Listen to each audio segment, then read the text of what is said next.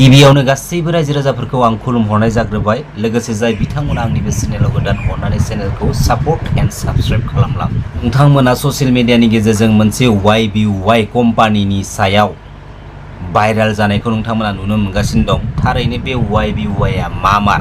दा बे YBY फान्डनि सोमोन्दै एसे उनाव सावरायनोसै, बेखायनो नोंथांमोना बे भिडिअखौ उइदाउट स्किप फुल नायजोबबाय। दुरान काप मेट्सनि बागै जोंनि दानि BTCनि CM प्रमद बर' बिथाङा फंनैसो बुंनाय बिबुंथिखौ नोंथांमोना खोनासंना लाग्रोदो। 133তম যি ডুৰান কাপ আছে এইটো কোকৰাঝাৰত হোষ্ট কৰিবলৈ সুযোগ পাইছো আৰু এইটো আমাৰ কাৰণে বহুত ডাঙৰ এটা এচিভমেন্ট আৰু ইয়াৰ কাৰণে মই প্ৰথমতে ইণ্ডিয়ান আৰ্মিক ধন্যবাদ দিওঁ আৰু ইয়াৰ লগতে অসমত বহুত ঠাই আছিলে তথাপিতো কোকৰাঝাৰত এইটো আমাক হোষ্ট কৰিবলৈ সুযোগ দিয়াৰ কাৰণে অসমৰ মুখ্যমন্ত্ৰী ডাঙৰীয়া অসমৰ খেল মন্ত্ৰী ডাঙৰীয়ানী তেখেতসকলক মই ধন্যবাদ জনাওঁ। বড়োলেণ্ডৰ কাৰণে বহুত ডাঙৰ এটা অপৰচুনিটি বড়োলেণ্ডৰ ইউথ সকলৰ কাৰণে, কাৰণ আমি ডুৰান কাপটো সকলোৱে জানো এইটো নেশ্যনেলি খেলা হয় কিন্তু এইটো ইণ্টাৰনেশ্যনেল ষ্টেণ্ডাৰ্ড এটা স্পৰ্টছ হয়, গেম হয়, টুৰ্ণামেণ্ট হয়। তো সেইকাৰণে আমাৰ গ্ৰাম্য অঞ্চলৰ যিখিনি স্পৰ্টছমেন আছে বিশেষকৈ ফুটবল খেলা য'ত তেখেতসকলে আজি নিজৰ জেগাতে খুব সুন্দৰ এটা খেল দেখিবলৈ পাব, এটা এক্সপ'জাৰ পাব আৰু লাহে লাহেকৈ এটা প্লেটফৰ্ম পাব। যোৱাবাৰো বড়োলেণ্ড FC খেলিছিলে আৰু এইবাৰো বড়োলেণ্ড FC খেলিব। ইয়াত আমাৰ বহুত লোকেল ল'ৰাবিলাকে আছে, চ' সেইবিলাকে লাহেকৈ এক্সপ'জাৰ পাব। আমাৰ হলিচৰণ নাৰ্জাৰী এতিয়া নেশ্যনেল লেভেলত খেলি আছে, তেনেকুৱাই আগতে দুৰ্গা বড়ো খেলিছিলে আৰু বহুত অপৰ্ণা খেলিছে, বহুত ল'ৰা ছোৱালী লাহে লাহেকৈ ওলাই আহিছে। গতিকে ডুৰান কাপটো খুব হাৰ্ডলি খুব ভালকৈ আমি ইয়াতে অৰ্গেনাইজ কৰিবলৈ লৈছোঁ, খুব চিনচিয়াৰলি আমি অৰ্গেনাইজ কৰিবলৈ লৈছোঁ।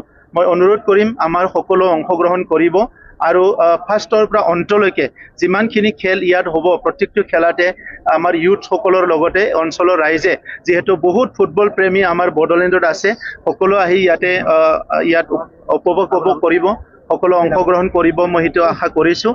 আৰু সকলো আশীৰ্বাদত লাহে লাহেকৈ কোকৰাঝাৰত আমাৰ স্পৰ্টছৰ যিটো স্ক'প সেইটো বাঢ়ি আছে, বিভিন্ন ইভেণ্টছত খেলা লাহে লাহেকৈ বাঢ়ি আছে। মাজতে আমি খো কৰিলোঁ, ইয়াত বিভিন্ন খেলা বাস্কেটবলৰ পৰা আদি কৰি লাহে লাহেকৈ চব হৈ আছে। চ' সেইকাৰণে মই আশা কৰিছোঁ অনাগত দিনত আৰু ভালকৈ কৰিব পাৰিম। মই ইণ্ডিয়ান আৰ্মিৰ chief of the army staff আছিলে তেখেত পাণ্ডেজী, মই ধন্যবাদ জনাইছোঁ। তেখেতে লাষ্ট ইয়াৰ আমাৰ ইয়াত আহিছিলে আৰু বহুত আমাক এনকাৰেজ কৰিছে আৰু এই বছৰ আমাক ইণ্ডিয়ান আৰ্মিয়ে এটা আগত ৱাৰত ইউজ কৰা এটা কামান, পুৰাণী এখন কামাণ্ড আৰু টপ আমাক দিছে আৰু সেইটো আমি কোকৰাঝাৰত খুব ভালকৈ ৰাখিম। हमने आप लोग को बहुत धन्यवाद देना चाहता हूं कि आप लोग ने हमें एक टैंक दिया है हमारे सजाने के लिए हमारा पीस सिटी ऑफ पीस में और कोकराझार में, और एक तोप भी दिया है, इसलिए मैं इंडियन आर्मी को धन्यवाद देता हूं। फिर एक बार सबको मैं कोकराझार जो सिटी ऑफ पीस है इसमें स्वागत करता हूं। YBY रायजो राजा नोंथांमोन नङा होमबा? दा समाव जों मा नुनो मोनगासिनो दं, YBY फान्डनि सोमोन्दै ससियेल मिडिया प्लेटफर्मनि गेजेरजों शेयार खालामलाबाय थानाय जों नुगासिनो दङ। थारैनो बे YBY फान्डआ मा? मिथिनानै मोननाय बायदिब्ला बे YBY फान्डआव नोंथाङा 6000निफ्राय लानानै आप टु 1 लाख ना 2 लाख बा 3 लाख बेफोरबायदियालागै दं नामाथाय, आं बारा मोजां डिटेल्स नायाखै बेनि सोमोन्दै। रिसेन्टलि बे YBY फान्डनि सोमोन्दैनो ससियेल मिडियायाव मोनसे भाइराल जानाय जों नुनो मोन्दों, नाथाय बे भाइरालखौबो फेक होननानै फोसावफिननायखौ जों नुनो मोन्दों। नाथाय बबे मोनसे सैथो दिनैनि बे समाव जों बेखौ हमनो हायाखै रायजो राजा नोंथांमोन। आरो जायफोर सुबुङानोखि बे YBY फान्डखौ जोंनि ससियेल मिडिया प्लेटफर्मनि गेजेरजों शेयार खालामबाय दंना रायजो राजाफोर, बैसोर मानसिफोरा साफा साफा खिबुआव खर' होनांगौ गोजासो मिथिबाय। पाब्लिकनि जिथु माने ब्रेन, बे ब्रेनखौ वाश खालामनानै माबोरैहाय YBY कम्पानियाव जइन खालामनो हागोन, माबोरैहाय लब खालामनो हागोन, माबोरैहाय बुरखायनो हागोन आरो माबोरैहाय बिनि गोसोखौ गलि होनो हागोन, बेनिसो मोनसे बियो फर्मुला रायजो राजा नोंथांमोन मिथिबाय। हाजार हाजार कम्पानि फैनानै थैनाबो थांबाय रायजो राजा नोंथांमोन, नाथाय दिनैनि समावबो नोंथांमोना दि थर गैया, जेबो उदिस गैया, बुजिनानैबो बुजिनो रोङै बायदि नोंथांमोना दिनैनि समावबो नङा होमबा? एक्चुअलि थारैनो नोंथांमोनाव माने सिनसियारिटि गैया दै। जायफोर बिथांमोनानोखि बे YBY कम्पानिखौ लानानै जोंनि गेजेराव माने शेयार खालामगासिनो दं, बिथांमोनाव माने सिनसियारिटि गैया। एसेबां नुखा खोनाखाबो एसेबां जाम्बा दिनैनि समाव, नंगौना नङा? नोंसोरनि फैसाजोंनो बै कम्पानिया फैसा खामायगासिनो दङ आरो बिनिनो खावसे पारसेन्टखौ नोंथांमोननो राननानै होगासिनो दं। अब्ला बेवहाय दिनैनि समाव जाम्बाया सोर जाखो? नोंथांमोनासो, जाय बिथांमोनाखि बे YBY कम्पानियाव जइन जादों, नोंथांमोनासो जाम्बा। कम्पानिया जुदि गाबोन समनिया थैनानै थांब्लाबो बे कम्पानिनि जेबो दाय गैया। बे दाया नोंथांमोननिसो, जाय बिथांमोनाखि बे YBY कम्पानियाव जइन जानानै बे कम्पानिखौ सापर्ट होदों, सापर्ट होग्राफोरनिसो बे दाया, मिथिबाय? इजि मानि मोननो लुबैनालै रायजो राजा नोंथांमोन, मिथिबाय? जाखिनि मोनदो बेजोंनो आरामसे थोब्लिब माब्लिब जालांनो सोलों, मिथिबाय? जाखिनि मोनदों बेजोंनो गोजोननानै थानो नाजा। नङाब्ला ओरैबायदि मोनसे सम फैगोन, मिथिबाय? ओइ समाव नोंथाङा खाफाल हमनाबो आगोर मोननाय नङा, सिमां बायदि जालांगोन, मिथिगौ? आरो बे YBY जिथु फान्ड कम्पानि, बे कम्पानियाव जोंनि ट्राइबेल मानसिफोरानो 90% दं, मिथिबाय? रायजो राजा नोंथांमोन। आरो बे ट्राइबेलफोरनि खर'सायाव जनानै दं नन ट्राइबेल मानसिफोरा, मिथिबाय? ओरैबायदि नाय, नाथाय जों गुबुन हारिखौ बे YBY फान्डआव जोङो नुवाखै दिनैनि समाव, मिथिगौ?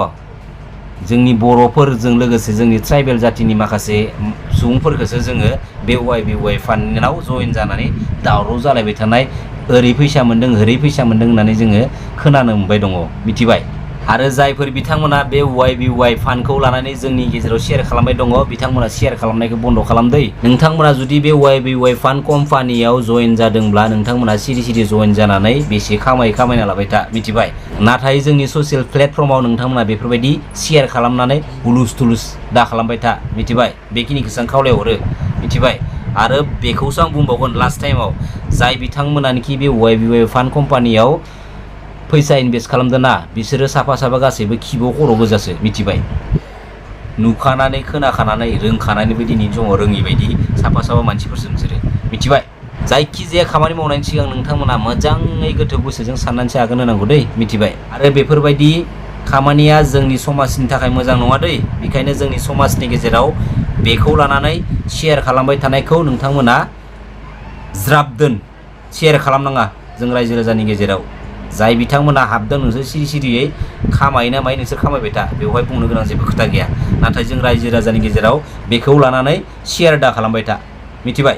आरो बांद्राय गोबाव गैला रायजो राजा नोंथांमोन, बे YBY कम्पानिनि एसे दावराव दावसि जानायखौ जों खोनानो मोनसिगोन, मिथिबाय? बे समखौल' नेनानै था, बारा गोबाव गैला बियो दावरावखौ जों खोनाथारनो मोनसिगोन। आरो लोगोसे मोनसे खावलायनाय रायजो राजा नोंथांमोननिसिम, जायफोर मानसिया नोंथांमोनखौ बे YBY फान्ड कम्पानियाव जइन जानो थाखाय फर्स खालामबाय दं, नारसिनबाय दं, नोंथांमोना मालाबाबो बे YBY फान्ड कम्पानियाव मालाबाबो जइन जाना, मिथिबाय? नोंथांमोना जाखिनि जि एसे दं बेजोंनो गोजोनै जानानै आरामसे थाबाय थानो नाजा, लफि दा जा, मालाबाबो बेवहाय जइन दा जा, मिथिबाय? बेखिनिखौ आं खावलायनानै दिनैनि बे भिडिअखौ बेखिनियावनो दोनथ'नाय जाबाय। लोगोसे गासैबो रायजो राजाफोरखौ फिन खनसेबाव आं खुलुमहरनाय थाबाय। गोजोन्थों।